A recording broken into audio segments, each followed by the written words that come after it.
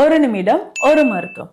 ஆண்களுக்கு ஏற்படக்கூடிய ஹைட்ரோசில் விதைப்பை வீக்கம் இது எந்த வயதுல வேணாலும் வரலாங்க. குழந்தைகளுக்கு வரலாம், வயதானவர்களுக்கும் வரலாம். இதற்கு எளிமையாக சித்த மருத்துவத்துல என்ன தீர்வு இருக்குன்னு பார்க்கலாம்.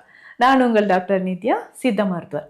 இந்த ஹைட்ரோசில் அப்படின்னு சொல்றது உங்களுக்கு ஸ்க்ரோட்டம்ல அடிபட்டாவோ இல்லை ஏதாவது இன்ஃபெக்ஷன் இருந்தாலும் ஏற்படுறது தான்.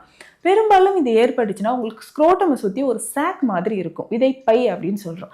இதில் ஃப்ளூயிட் சேர ஆரம்பிச்சிடும். வயதான நபர்களுக்கு பெரும்பாலும் இது அதிகமாகவே காணப்படுதுன்னு சொல்லலாம். இதற்கு சிம்பிளாக சித்த மருத்துவத்தில் மூலிகைகள் இருக்குது. கழச்சிக்காய் சூரணம், சங்கன் குப்பி சூரணம், இது ரெண்டில் ஏதாவது ஒன்று நீங்கள் வாங்கிக்கலாம்.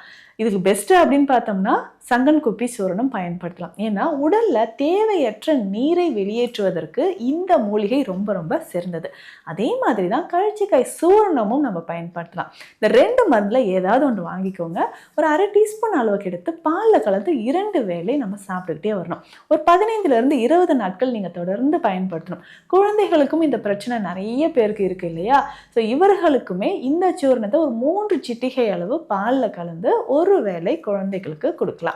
இந்த மாதிரி கொடுக்கும்போது ஹைட்ரோசில் விதைப்பை வீக்கம் குறைய ஆரம்பிக்கும். ஸோ உணவில் அதிகமாக நார்ச்சத்து இருக்கக்கூடிய உணவுகளை நம்ம சேர்த்துக்கணும். இதில் முக்கியமாக கோவக்காய், கொத்தவரங்காய், வாழைத்தண்டு, வெண்பூசணி இது எல்லாமே நம்ம பயன்படுத்தும் பொழுதும் ஹைட்ரோசில் அப்படின்னு சொல்லக்கூடிய விதைப்பை வீக்கம் கொஞ்சம் கொஞ்சமாக குணமாகுது.